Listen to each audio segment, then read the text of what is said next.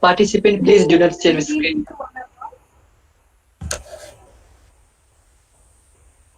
Good evening to one and all. Welcome to webinar series by IAAS India and IFSA as the FRI.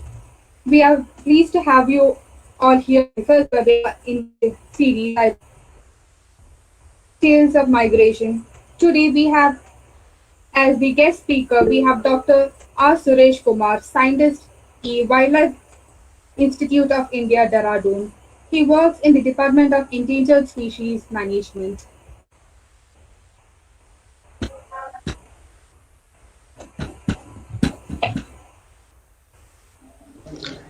He is a wildlife biologist who primarily works on lesser known and threatened fauna, their ecology and conservation. He started his research career with a study on the peasant distribution in the eastern Himalaya biodiversity hotspot in the northeast India, where he discovered a new species of clatter pheasant of Leophoras clatere. He was involved in carrying out an ecological study on a new species of monkey in Arunachal Pradesh. He did his doctoral research on offshore distribution of olive ridley sea turtles on the east coast of India. This work required the use of satellite telemetry to understand the movements and migration of the ridley turtles. In 2008, he joined the Wildlife Institute of India as faculty, where he is involved in both teaching and training assignments. He was also part of the 29th Indian scientific expedition to Antarctica in 2009, where he conducted an aerial survey for the marine mammals. We are honored to have you as a guest speaker here today, sir. Before we begin our session, let me explain some guidelines to all the participants present. Please do not press on the present screen button. Please do not turn your cameras or the microphones on. Please keep it off. If you have any queries, please leave it in the chat box. After the main session, there will be a question answer session of 15 minutes where your questions will be answered. Please fill up the feedback form at the end of the session. Hope you guys enjoy the session. Over to you, sir.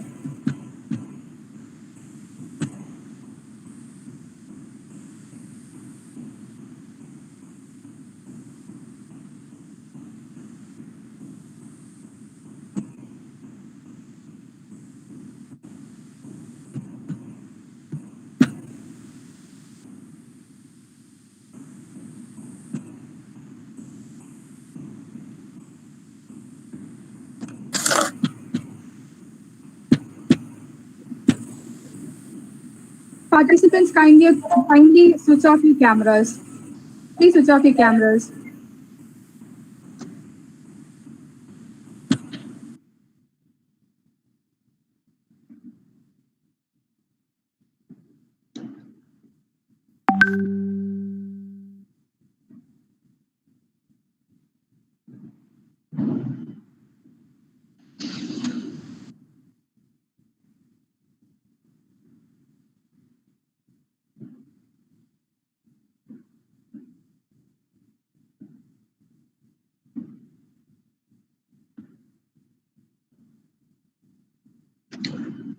Do I start my presentation, Annie?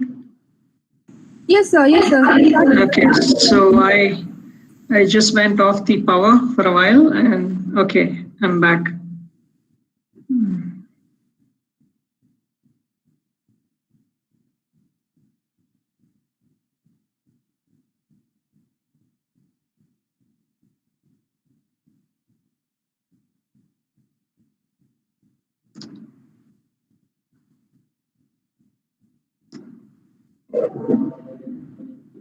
Okay, so all set, right?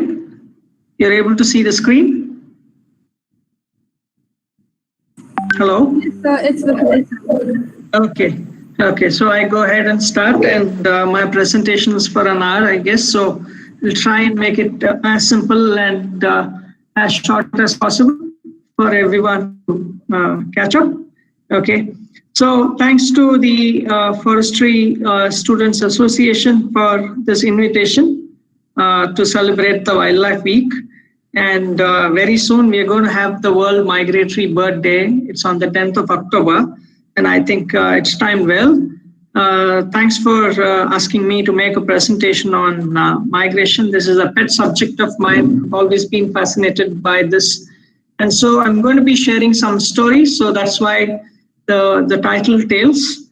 So over to the presentation. So when we talk about migration, the first thing that comes to mind is birds, right? So a lot of people are aware about birds. A lot of you students must be watching birds. So you're all aware that birds migrate from one place to another. But let me start the story with a different landscape very far away from here. What you see here is the Atlantic Ocean. And right in the middle of the Atlantic Ocean, I have placed a speck. There's a dot. And that yellow dot indicates a small, tiny island in the middle of nowhere. Okay, so literally all around the island is deep oceanic waters, more than 5,000 meters deep. So right there, along a mid-oceanic ridge, there is a small speck of an island.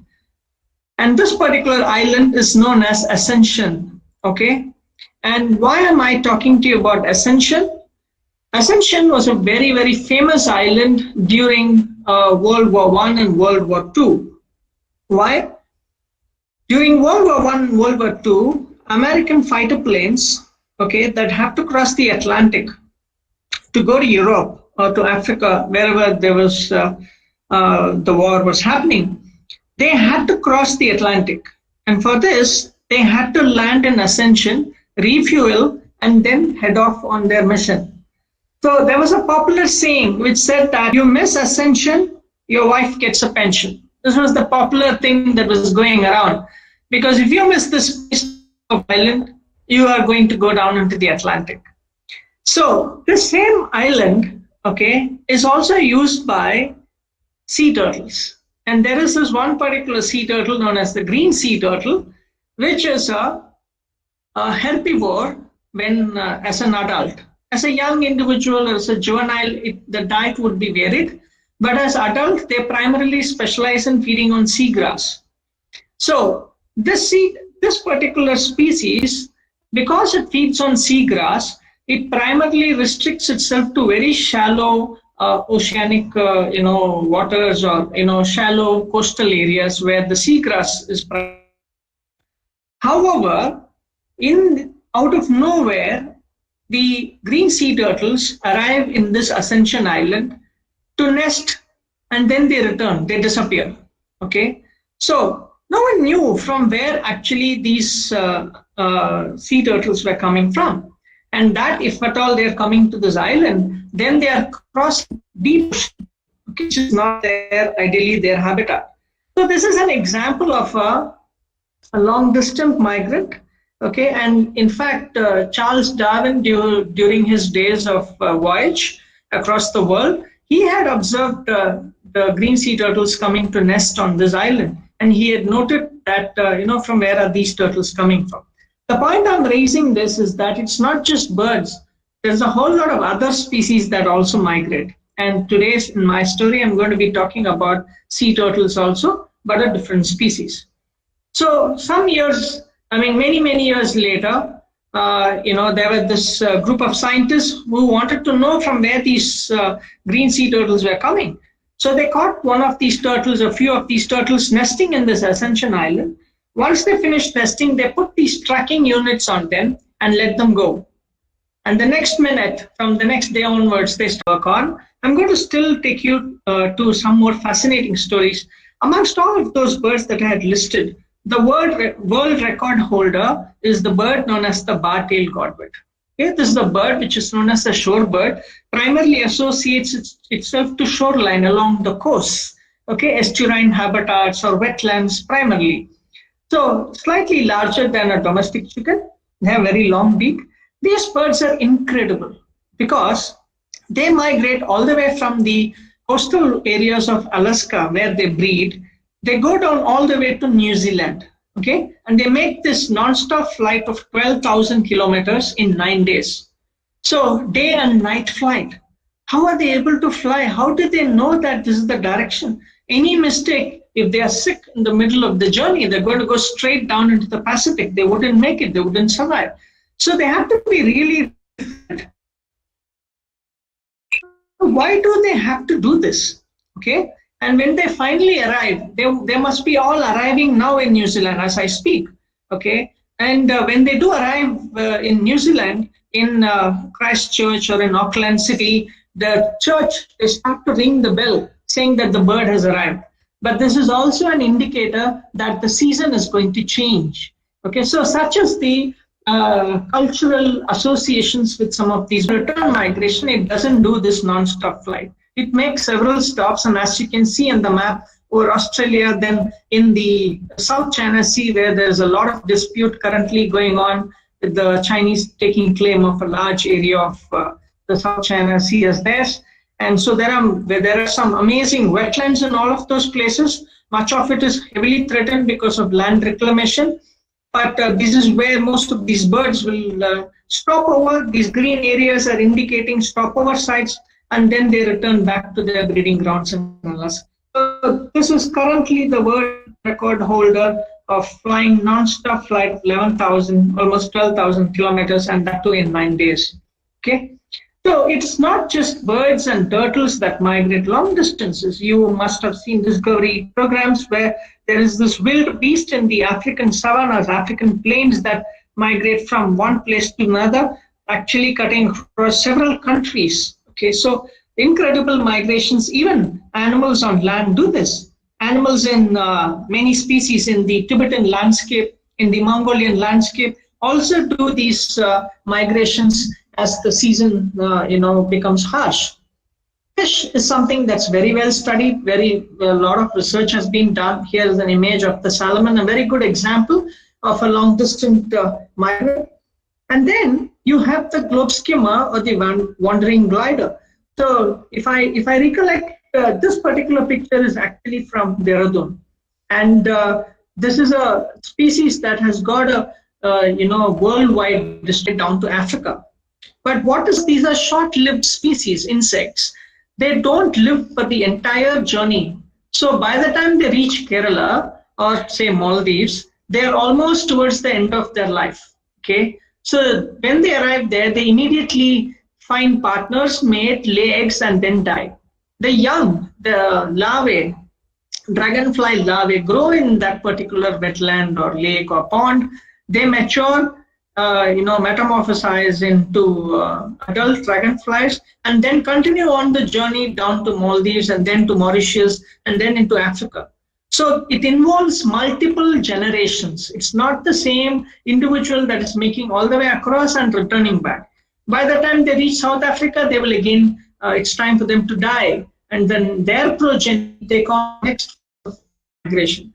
So this is something that's still little understood, but extremely fascinating as to how these different generations know where they have to go. And these are all governed by certain environmental cues. Primarily it is to do with rain. And it's also that if you'll have to understand that all of these species, they will breed only in fresh water. So in Maldives or in any of very limiting factor. So they'll have to breed in that. So the requirements are very, very, narrow, and it's amazing how they're able to do that. Only recently, there's some amount of research has started in this, and people have started to understand. So next time when you see the dragonflies in the FRI lawns next year, by now they have all left, they've gone, they've disappeared from this landscape. But next year, when you do see them, you will remember this presentation of mine. Okay, so coming back to migration, so this is amazing, isn't it? This is simply incredible. The sea turtles migrating hundreds and thousands of miles. And this is something that they have been doing millennia, right? They are very ancient species. So this information has been passed on to them for generations after generations. So for millennia, they've been doing this. So it's the case with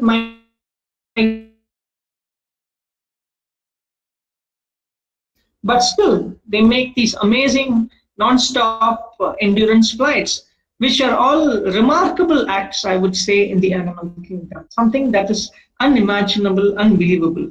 Okay. So yes, so they're doing this, but what's the point? How do they do this? Okay, that's something. How do they know this? This is what I've been trying to evoke in all of you, their thoughts. Okay, they're able to find some sun compass, moon compass, star compass, even landmass. There are a lot of examples.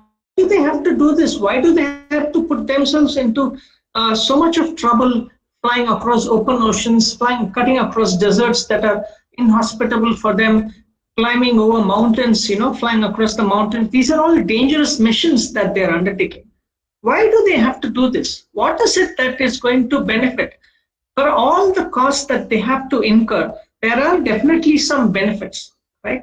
That's why they have evolved these strategies, and that is primarily moving from one place to another.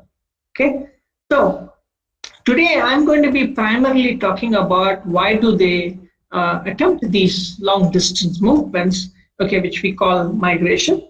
Okay, thankfully, over the last couple of decades, satellite technology has become more and more accessible, and more devices have become available to be deployed on wild species, and that can be tracked through satellites. So as a result, species that live in very difficult, hostile environments like deep ocean, you can even track them, or birds cutting across open oceanic waters. You can still track them to see their direction or their movement, how they are flying across the ocean. So thanks to satellite tracking technology, and there is going to be more and more advancements as times to come. And this is really, really interesting. It's still a very, very expensive proposition to track animals using satellite technology, because the satellite transmitters don't come cheap. You'll have to purchase the data. So it's not something that anybody and everybody can do, but it's equally fascinating. Okay, so coming back to why migrate. Okay, the foremost reason is the seasonality. Okay, you know that right now, very soon in Dehradun, it's going to become winter. Right now, you're already seeing autumn. Winter is getting colder and colder, and it will become very cold. So for a lot of species, they cannot live in these cold environments, and they have to leave from these places. But why did they come here at all? They have come here because during summer, the day length is much longer, okay? And there is a lot of sunlight, there's a lot of food that becomes available. So as a result, resources on Earth fluctuate. So in the northern summer, close to the Arctic area, there will be 24-hour sunlight, okay? As a result, there's a huge amount of productivity, food available. And so these birds have mastered this of going to these areas which is resource rich, and as a result can raise more young than possibly they can do if they stay back, say in India, or say further down closer to the equator.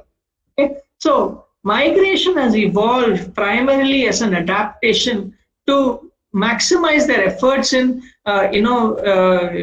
increasing their progeny, and this is only possible when there is a lot of food that is available. So summer months may be followed by inhospitable cold like what it is now.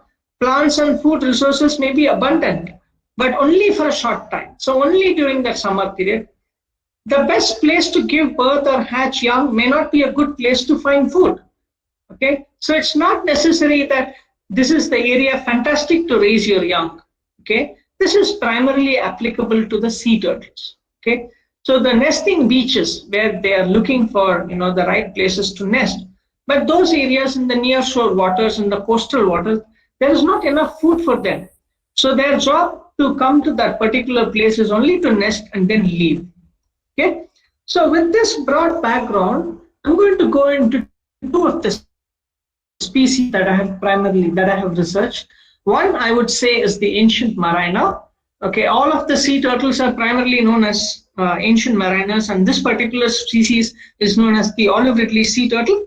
And it's very common. People who are coming from the coastal states who are living very close to the Bay of Bengal or the Arabian Sea, who walk down these beaches, would have definitely come across this particular turtle. It's very common, quite numerous in our Indian Ocean, in our Indian waters.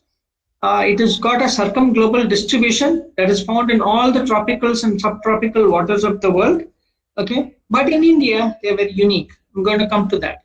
The other species that I'm going to talk about, I have labeled it as the wind rider.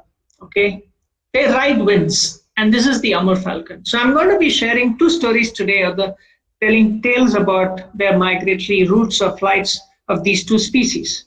Okay, so sitting here in Dehradun, I'm talking about species that are not found here in Dehradun. Okay, or rather, they don't come here at all. Impossible for the sea turtle. But they have a huge Himalaya connect, which is in the backdrop of us. Okay, so the Himalayas play a major role in why these species come to India.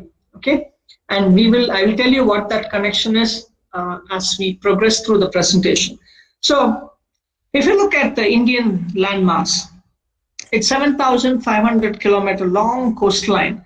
Fantastic beach. You can start walking all the way from Kanyakumari all the way till Sundarbans, or just maybe Kolkata. You can walk without any major trouble. Okay, so nice beach you can walk, but maybe it will be a bit of a problem if you're walking along the west coast because it's primarily all rugged and a lot of rocky beaches everywhere. But for the sea turtles, there are fantastic beaches to nest.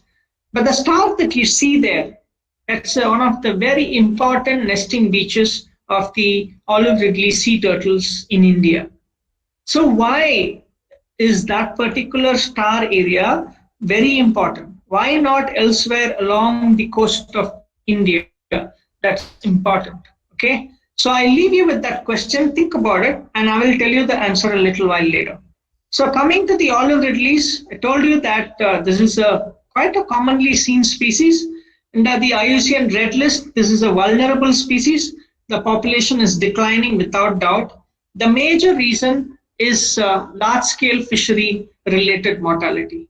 Huge numbers of these turtles, specifically when they arrive in the coastal waters to breed, maybe all the way from Chennai, all the way till West Bengal coastline, you have these turtles nesting, and all through they get caught in fishing nets, particularly trawl nets. And if I have to talk about mortality, then particularly along the Odisha coastal waters, at least on an average every year, close to 10,000 turtles get killed in these nets and get washed ashore onto the beach. So it's common, but the kind of mortality, the kind of threats that these species face, may not survive generations. Okay. So with that, we move on. All of these red locations are nesting beaches, important nesting beaches, but those three orange dots that I've shown, those are the three very important nesting beaches of this particular sea turtle, of the olive ridley sea turtles in India. Okay, these beaches are known as the mass nesting beaches in the Indian region, or for that matter, in the world. Now, the fishermen here, or the biologists here, everyone knows that these turtles will start coming only now. As I speak, some of the turtles must be arriving in these waters. Okay, by April, they're gone. You don't see them again. You don't see them till the next year. So that means they're going somewhere very far. Either they're going into the deep ocean that you're not able to see, okay, or they're going so far away that you're not going to see them even if you make efforts to go into the sea looking for them. So clearly, they are migrants. Okay, so today I'm going to be sharing with you the story of the migration of this particular population that nests along the Odisha waters. This was from our PhD research, and I'm sharing with you the story. Now, what is really fascinating here is also that when I said very important nesting beaches, because in the month of February or sometime in March, there will be one particular time, you can't predict when exactly. At that time, you will have thousands and thousands of these sea turtles coming out of the water any one particular night. Synchronously, all of them will emerge together, okay? And they will go out to nest in this beach. So if you are standing there, they are totally undeterred by that. They will push you down and go out and nest in these beaches. Some of you who are from Odisha, you should go out and look for them. If you've seen it, you'll be amazed by the kind of numbers. So it's simply unimaginable as to the number of sea turtles that emerge out of these waters and nest here and then go back. And this process goes on all through the night from 7 in the evening till 7 in the morning, and then happens over a course of 3 to 4 days or sometimes 5 days. And it can happen once during the season or can happen twice during the season, once in February and again once in March. Okay, so incredible numbers. So there are some population estimates where it's estimated that close to 150,000 turtles to 2 lakh turtles nest in this nesting beach, which is about 4 to 5 kilometers stretch long. So it's really fascinating and interesting. Why should they nest in such large numbers, concentrate themselves in such large numbers, expose themselves to predators? Much of their nest is also eaten up by predators. Why are they doing this? And where are all of these turtles coming from? Popular belief was that these turtles are coming all the way from Australia, they're coming from Philippines, Malaysia, whatnot. Name any country, every country, they're coming from all sorts of places. So unless and until we actually track them, we don't know where they come from. And how do these turtles find these nesting is again an interesting question. Okay. So in the initial, in 2000, 1995 to 2000, during that period, satellite tracking was still at its early age. Okay. At that point of time, people were, other researchers prior to me were actually flipper tagging them, putting these metal tags on their flippers. Okay. Just like how you put your earring, just like clip it onto their leg. They have these unique numbers. And so there's a possibility that if these turtles are getting caught in some fisherman's net somewhere, they would notice this and can report to you that on this particular day I caught a sea turtle, and it was. So nearly some 25,000 turtles were flipper tagged over a course of time. And from that, close to 800 odd turtles were recaptured. And many of these recaptures were coming from around the Sri Lanka coastline. So indicating that a lot of these sea turtles that are nesting here along the Odisha coast are actually going down to Sri Lanka. But much of it was along the coastal waters. But what is important is that it still doesn't tell you what is the route. It's only a straight line. But did the turtle go as a straight line, or did they have some other oceanic route? What is the route? Okay. So until and unless you put these specialized satellite tracking units onto the turtles and track them on almost on a daily basis as to where they're going. So it's a challenge, first of all, primarily because these animals live underwater. They will surface only for a short while and then quickly dive back in. So the tracking units have to be good enough that they send out signals as soon as they come up. And it is also important that, when you're tracking long distance animals, these units need to be active for a long duration of time, at least for a year, so that from this nesting season till the nesting season, where did the turtle go and how did it come back? Okay, so that is totally dependent on the battery life. So the logic primary is that the larger the transmitter, the larger the battery size, which would mean the longer the tracking unit will be active. So this definitely was a big impediment in tracking very small animals. Okay.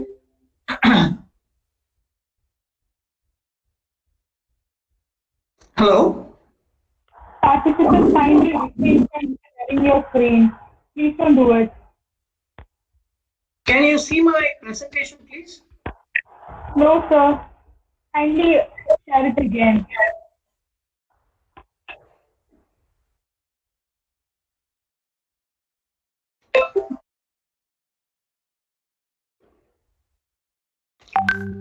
Yeah, can you see it, please? Yes, sir. It's fine now. Okay. So I was just saying that it's a huge challenge to track many species. Even as I speak today, a lot of species you cannot track them because you don't have units that are small enough that be active for a long duration of time. It's all governed by the battery.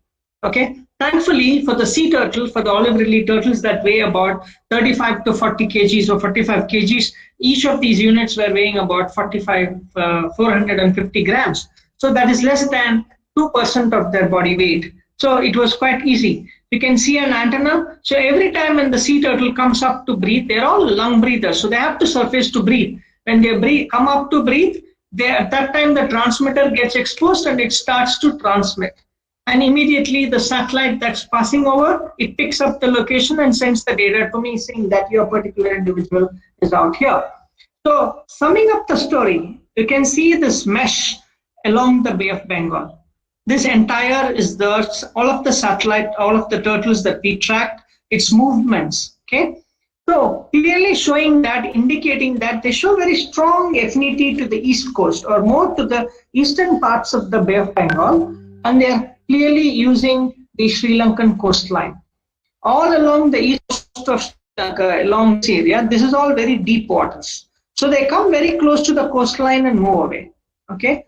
Now, what is also very interesting is that when the turtles are nesting here, at that time, there are a few olive ridleys that are nesting here again.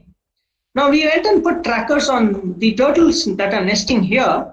And what we find is that these guys, they leave this area as soon as these guys start coming in. So populations are getting displaced. So this individual, which was nesting along the Sri Lankan coast, moved off to the west coast of India. Okay. So again, when it is time for it to nest, it returns back to the Sri Lankan coast. This particular nesting beach is available to them. And the turtles that were using these areas for foraging move up into the northern Bay of Bengal to nest along the Odisha coast. So this is something that is really amazing in the sense that same species, but different populations displace one another and they move. Okay. So these are some of the tracking data that I'm going to share with you. You can see that the way they moved in. So straight from the Odisha coast, they move off into the oceanic waters. And then from there, so clearly those are 3,000 to 4,000 meter deep. And how are they able to figure their way down to Sri Lanka? Okay. So it's very interesting in the sense that the timing of their migratory journey coincides with ocean currents. Okay. So these turtles have an amazing knowledge of these ocean currents. All that they need to do is just hop onto one of these currents, and these currents move in such cyclic fashion that they will have to just swim along with that current and a particular, then hop off and then hop on to the next circular current and then move on, gradually reaching down to the Sri Lankan waters. And this one particular individual that I have depicted as a male has gone all the way down close to 5-degree latitude. Okay. Now this particular area is where the cold Indian Ocean water meets with the warm Bay of Bengal waters. So clearly, this particular individual is avoiding that cold waters of the Indian Ocean. Being reptiles, they actually don't like very cold waters. So it has taken a detour and has come up. Now, this area is also what we now find is one of the most important foraging grounds, not only for sea turtles, but for a whole lot of other marine species, simply because the cold and warm waters of the two oceans meet here. And as a result, there's a lot of upwelling that happens. So a lot of food from right down at the bottom of the sea is being brought up to the surface. And all of the sea turtles are targeting these places to forage. And then yet again, when it is time for them to return, they start moving up. And as you will see in the news, there is a low pressure forming over the Bay of Bengal. And there are these ocean currents that is moving down from the southern Bay of Bengal to the north. And these turtles are riding those currents and coming up. So it seems very to them that they have these strategies, and it's all to do with the ocean currents there. But then I still not answered this question: why the olive ridley turtles migrate to Odisha? Why do those sea turtles that are foraging in the Sri Lankan waters not just nest along the Chennai coastline? Okay, and even in Chennai coastline there are a lot of turtles that nest. But why can't we see this mass nesting there? Why should it happen here? Isn't it? That's really, really interesting. Now, if they're taking so much of an effort to come here, there must be something. Animals don't do anything just, foolishly, or they just do it just for the heck of it. There is some strategy. Okay. Now you see on this map, see this equatorial line. So we are above the equator, right? And if you see the star, there's one star on the Indian coastline, Bay of Bengal coastline, and there is this other star on the eastern tropical Pacific. That's along the coast of Mexico and Costa Rica, that particular area. Okay. Now, both of these stars indicate the mass nesting beaches of the olive ridley turtle populations in the world. The two such sites that is known. Okay. So this population here, the olive ridleys that occur here, naturally nest here. They don't come down all the way here. We know that now. And the Indian Ocean population or the Bay of Bengal population nest here. But what is unique about this is that both of these locations are almost on a very similar 20-degree north latitude. Okay. So what? So this 20-degree north latitude, as you move up from the equator to the north, okay, the solar radiation, the amount of the ambient temperature would vary across time. So the turtles which come and nest on this beach here, the young, the eggs, the embryo develops, the embryonic growth happens with the temperature of the beach. So this is an ideal nesting beach wherein the hatching success will be very, very high. So turtles that are nesting along the Odisha coast, if each individual is laying about 100 to 125 eggs, the hatching success is 80%. We can imagine that there's a lot of these turtles that are emerging from here. So is this thing that is happening. But what does it have to do with the Himalayas? Okay, that's the interesting part. Now, the interesting part is that all of these sea turtles go and choose to nest at river mouths. If you see all the major rivers in India, majority of the rivers are flowing to the east. They're all opening out into the Bay of Bengal, except for Narmada and Tapti, and maybe a few smaller rivers near Goa and Kerala and all that. But all the other major rivers from the Ganga to Kaveri, all are opening out into the east. So naturally, many of these glacial fed rivers like Ganga and a few others, Yamuna and all that, if they have started off the Himalayas, why did they have to go down to the east? Why couldn't they have gone down the west? What happened to the Saraswati River? Okay, so there are a lot of bigger stories here, which I'm not going to get into. The reason is that towards the northern Himalaya or the western Himalaya where we are currently, the Himalayas are very high. Okay, the Indian plate, the landmass, is tilted more towards the east. That is why when the rivers drain down to the plains, immediately they take a turn towards the east and they head down. Because of these many rivers going down, there is a lot of river mouths, and these river mouths carry a lot of sediment. And every year, fresh sediment deposits or beaches are created along this coastline. And this is exactly what the olive ridleys are looking for. Okay, so this is incredible. This is also the story that is happening along the eastern tropical Pacific. But I don't understand the geography so much as to in India. So you just need to be well aware about your geography. Migration is about moving from one place to another, and it's about knowing geography. And it's also very important for forestry students like many of you to be very well aware about your geography. It's not just soil type, it's not just about particular site or location or something, but more about the mountains, the rivers, the ridges, all of these have connected. So the world is all completely networked, the natural world. Okay. So moving on, I have very little time, but moving on to my next story, which is on the Amur falcon, which is again an incredible species. So many of you must have heard about the migratory bird flyways. Okay. So there are about 8-9 major flyways around the world. And the one that predominantly species coming into India coming through is known as the Central Asian flyway. Most of these birds that come winter here in the Indian landmass, Indian subcontinent, they're all primarily breeding in Kazakhstan, Russia, northern parts of the Asian continent, and northern China, Mongolia, and then coming down and breeding here. So they're all part of the Central Asian flyway. Now, the Himalayas is again playing a major role here because it is like a wall. So during winter, the cold winds which are coming down, blowing down from the north, is effectively blocked by the Himalayas. And as a result, the Indian subcontinent is relatively much warmer. It's closer to the equator, no doubt, but this is relatively much warmer. Dehradun is still temperate. But if you move further down, as many of the migratory species would do, it's much more warmer, especially the coastal areas. So a lot of migratory species arrive into this landmass. Okay, very, very interesting species coming in.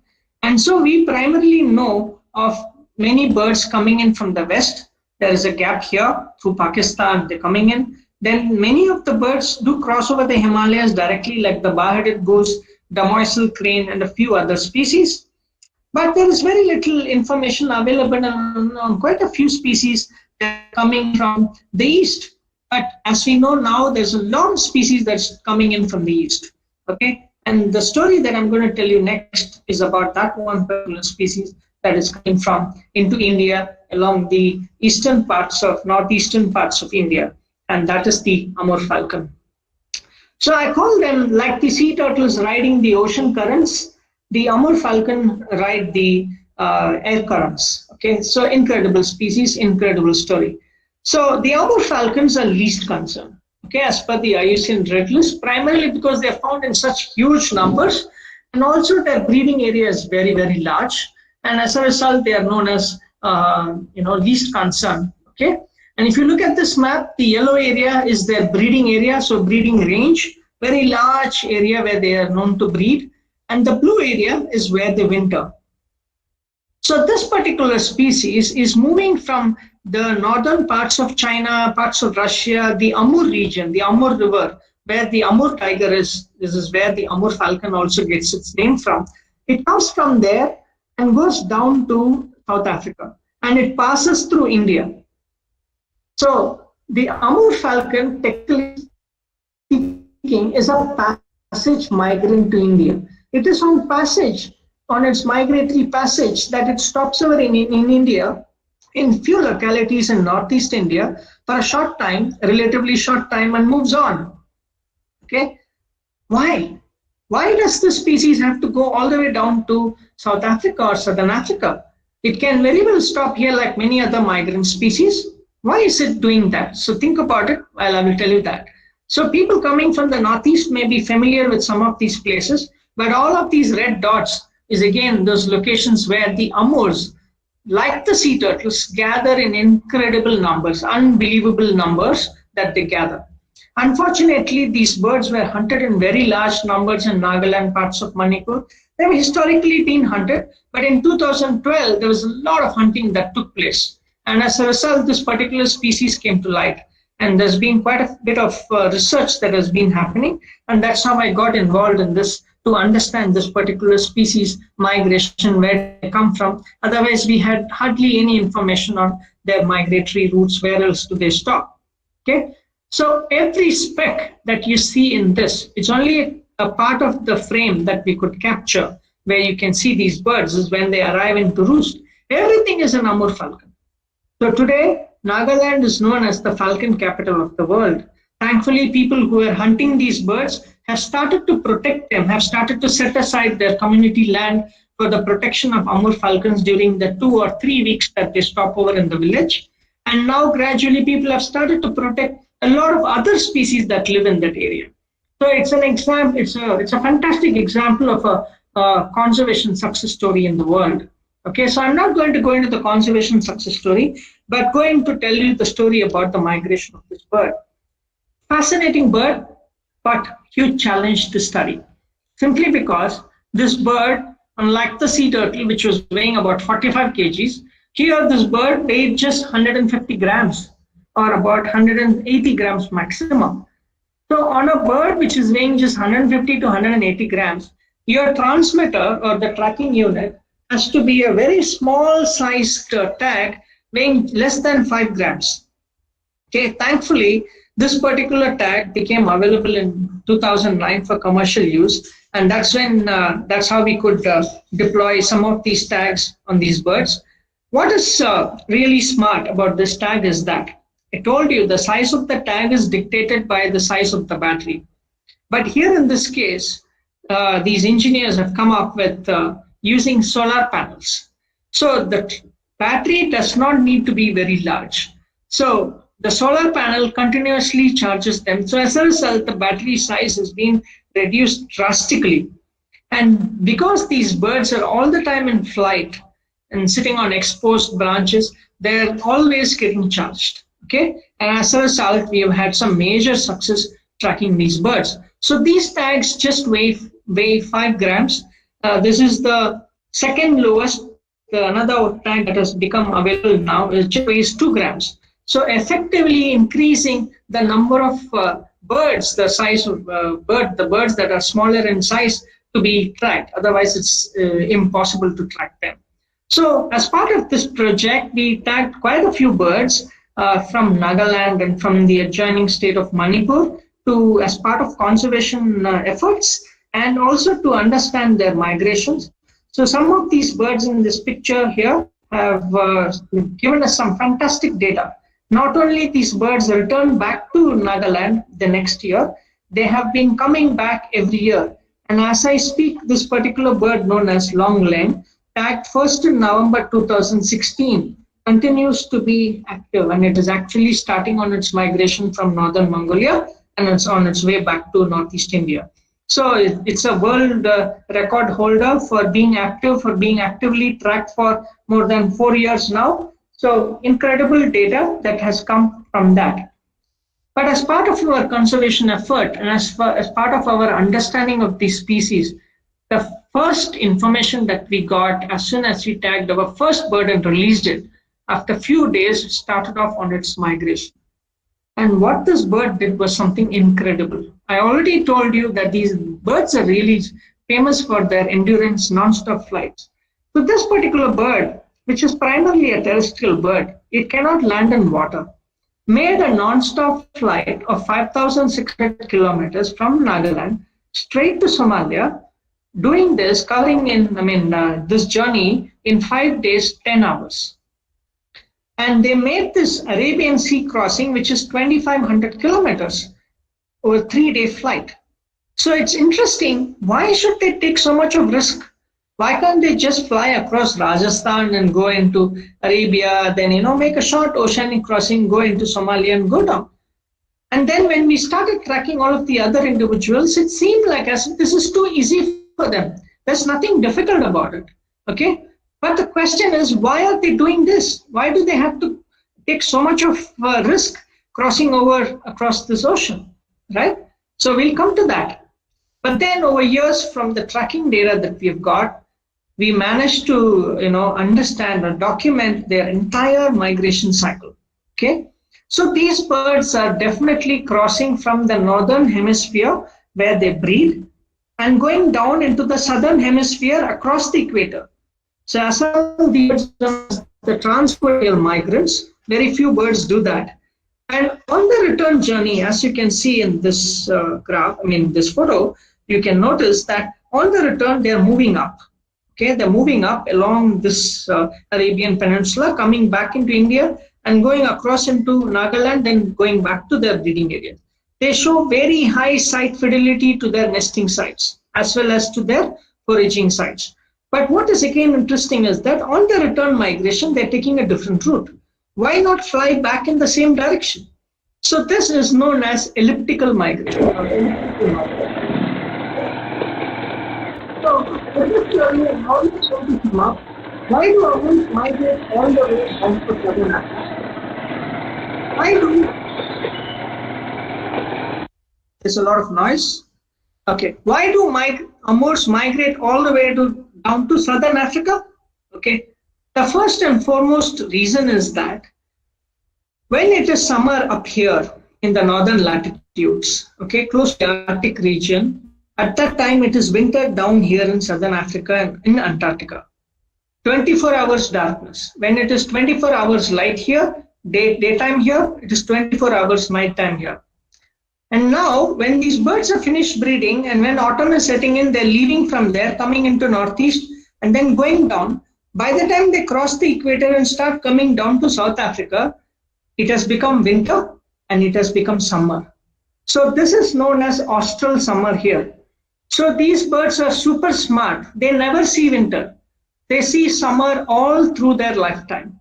When there is summer here, they're breeding, and when there is summer here, they're actively foraging along with their young that they have come first time to Southern Africa. So incredible bird, isn't it? Now, why do they make these non-stop flights that includes an oceanic crossing of 2,500 kilometers? Why take different routes when crossing over the ocean, right?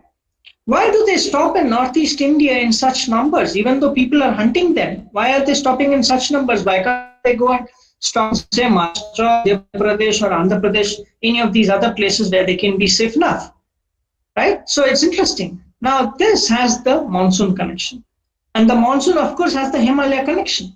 It's because of the Himalayan mountains, the North Indian plains get heated up in summer, and the ocean winds are sucked into the Indian landmass. And so the winds from the monsoon winds from the Indian Ocean move into India, and they get blocked by the Himalayas. And as we know now, the monsoon has started to recede. And this is the southwest monsoon. Okay, so many parts of India are well aware about the southwest monsoon, or in fact, it is the only monsoon that they know. But there is one other monsoon which is known as the receding monsoon, that is the northeast monsoon. It picks up here in the northeast and starts to return in this direction and goes down to peninsular India and then cuts across and then goes into the Arabian Sea. Now, these are the same winds which builds up. Okay, it intensifies as it moves over the Arabian Sea, goes into Somalia, and there it develops into the monsoon system of Africa. Okay, so the Amurs, which are coming from the east, know when exactly the northeast monsoon is about to start. So they spend 2-3 weeks here in Nagaland, fattening up. They are not just resting. Why? So because of this monsoonal activity, and all of these Amur falcons are insectivorous raptors. They primarily feed on insects. In the northeast, they're primarily looking for a particular food item, okay, which becomes available just before this monsoon. Okay, so this food availability is being influenced by the northeast monsoon. So it's a win-win situation for the Amur. When they move in here, they forage extensively, feed, fatten up, to make this non-stop flight, which requires high level of fitness and also fattening up, high amount of fat store that they need to develop, and then fly with these winds. Okay, so like you see here, this is of one particular individual on its southbound migration. Every time it flew in this direction, the tracks are almost congruent. Okay, so this is during November, mid-October to mid-November. So at this point of time, these winds that you see here are all blowing in this direction. So the birds are flying at a speed of 45 kilometers per hour, but actually they are putting an effort of 15 to 20 kilometers per hour only, because they have a tailwind of 22 kilometers per hour. In certain stretches, the tailwind can be really, really high, can be as high as 50 kilometers per hour, and they could just be pushed off into the open waters very fast. So they're crossing these oceanic waters very fast. Okay, so that is the reason. And the Amurs are probably, when they arrive in Somalia and all through their flight towards South Africa, they are seeing the monsoon. The monsoon is proceeding ahead. They're just following the monsoon. And as the rains, they're feeding, and moving on. And so very, very smart birds, very smart strategy. Okay. Now what happens in the northbound migration? At that time, these birds are flying during mid-May or mid-April to mid-May. They're crossing the open Arabian Sea. Now, at this time, there is no monsoonal activity in India. In fact, it is very hot in the northern Indian plains. Rajasthan, the sandstorm starts building up. So at this particular time, there are these hot westerly winds coming in from the Arabian Peninsula, and these birds smartly pick on those winds, ride those winds to to come into India. So their oceanic crossing is safely guided by these winds. So they have to just hop onto these winds and fly across. So this is one of the reasons. And on the return migration, they don't stop in Northeast India because there is no monsoonal activity, there is no food available at that point of time. So they will make non-stop flights straight to Myanmar, stop, and then push off back to their breeding grounds. So the food that is available to them, we've been researching on that, we found that they're feeding extensively on termites. So some of you forestry students may be exposed to termites being very destructive to timber, right? Much of your forestry silviculture practices, they must be focusing on how termites must be destroying. But termites play such an important role in the ecosystem. They maintain the health of the ecosystem. Of course, they're eating up dead and decaying stuff. And the amurs are actually playing a bigger ecosystem role by having a check on these termite populations. Otherwise, the termites would completely, raise down forests and whatnot. So it's also very well networked. The monsoon influenced by the Himalayas and the termites emerging and the birds arriving into Northeast India to control these populations, of course, feeding, fattening, preparing themselves for the long, non-distant migration. So I tried to package two of the stories into this one small 1 hour presentation. It's rightly called Tales of Migration, but it is not the end. There is so much to it. There is so many stories associated with what these animals are able to do. And we are just hitting at the tip of the iceberg. And some of these species also are very important to study from the point of climate change impacts. So with changing climate scenarios, how are these birds adapting? How are these birds responding? How are these turtles responding? If there's going to be sea level rise, their nesting beaches are going to be affected. But if these species have survived for millennia, they would have been witness to many of these things, many of these events. So how have they adapted? How have they? So they're going to shift, they're going to do certain things. But the biggest problem, the challenge here is that humans have been altering landscapes. So it's not very easy for an Amur falcon to decide tomorrow, okay, Northeast, all of the forests have been cut down, there is no termite here, there is nothing, so I'm going to suggest it. It's not something that's possible. Many of these species would actually perish, or their populations will witness massive declines. So it's important to actually foresee what is going to happen to many of these species, and it's extremely important to protect all of these long-distance migrants. So thank you very much for your time and listening to this story. And if you have any questions, you can always write to me, and I think I can take questions from some of you. Thank you. Dear participants, if you have any questions, kindly speak up or leave it in the chat box.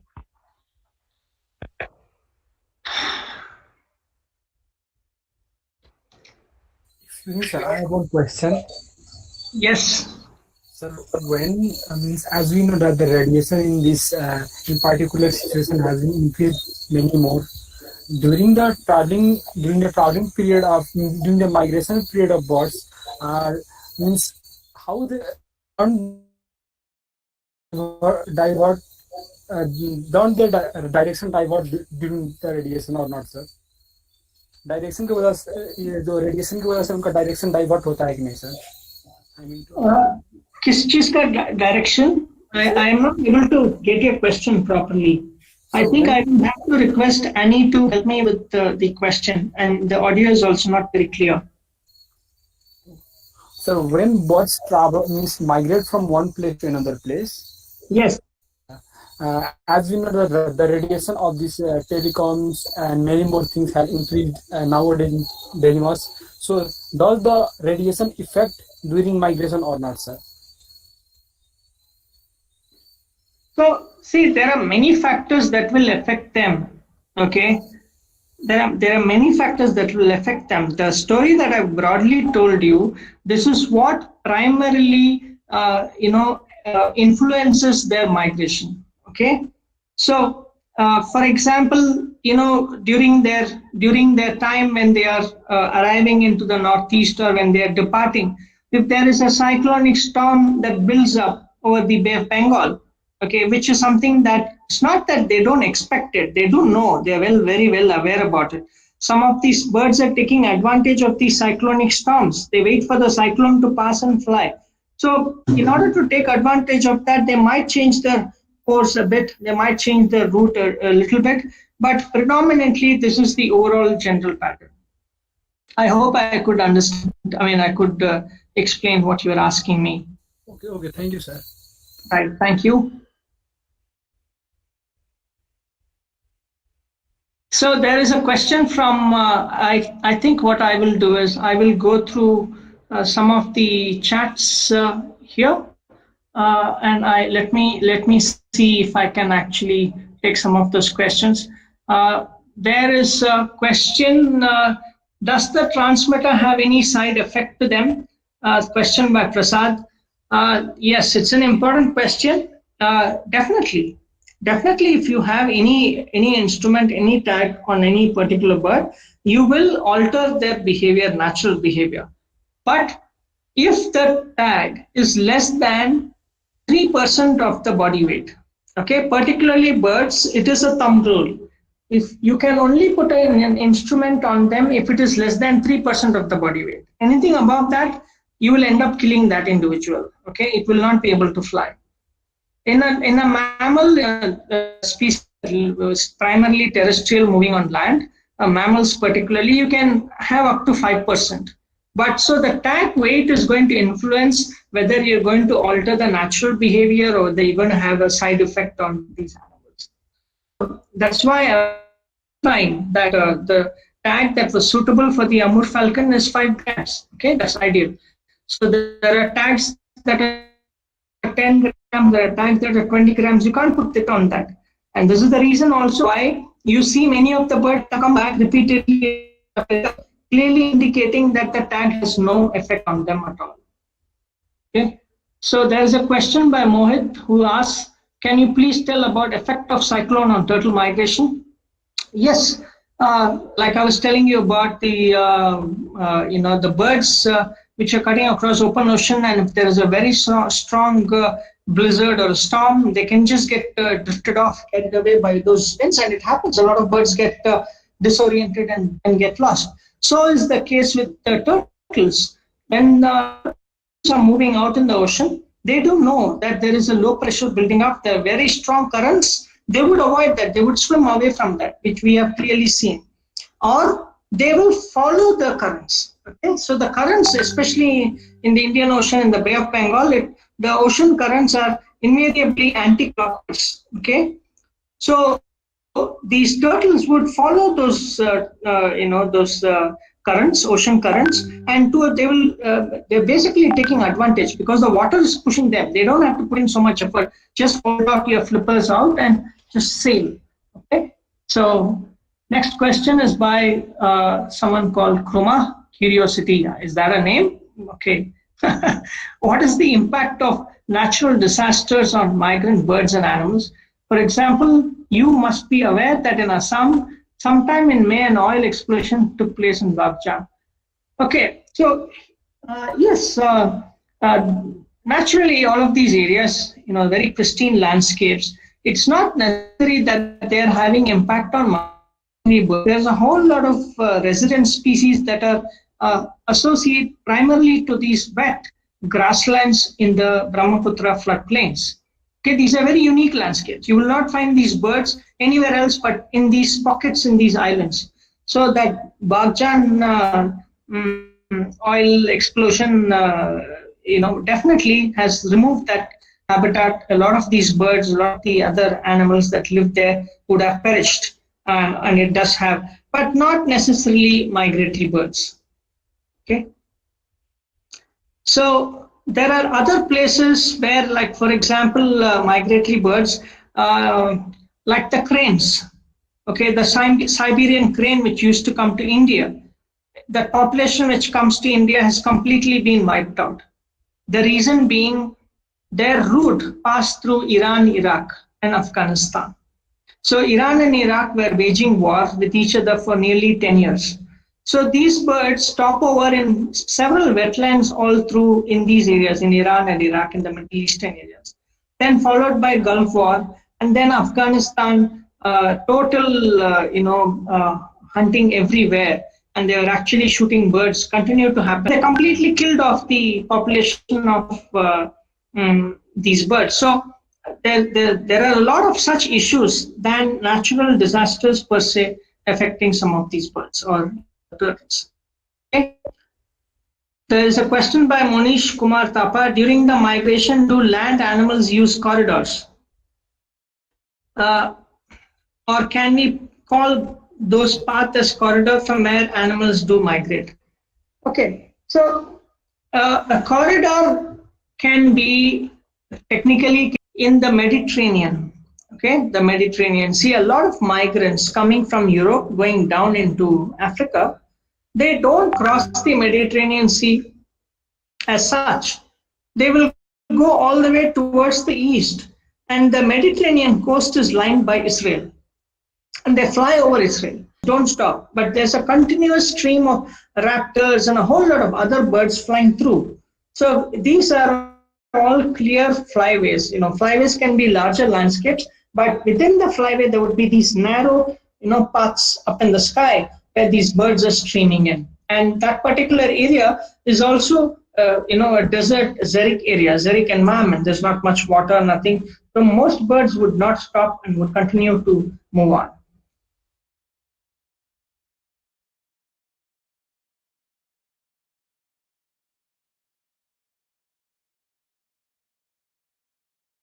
Okay, just to understand this, you have to be more observant, look at the landscapes wherever you're working, and appreciate the wonders that's happening in the natural world.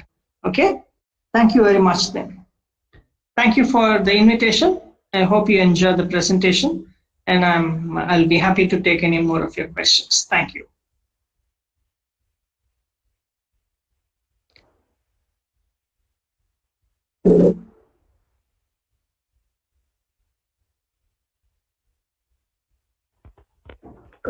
Thank you very much, sir, for spending your valuable time and knowledge with us, sir. We hope you will keep on attending our future webinars as well, and as well as access to future events, sir. Thank you very much. Thank you, and bye. Bye to everybody.